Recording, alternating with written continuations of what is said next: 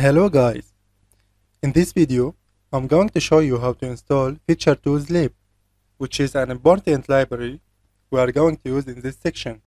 First, let's go to Featuretools official site.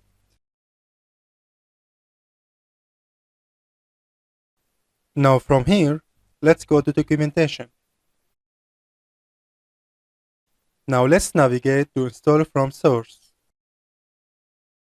I will copy the clone line and paste it in my console. First, let's change directory to C. And now let's clone it on our C drive.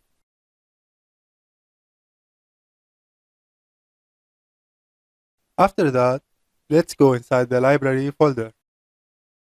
Finally, let's install the library.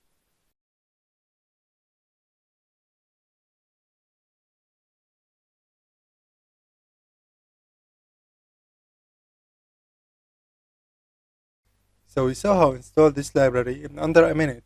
We will use this library in the next few videos. See you guys.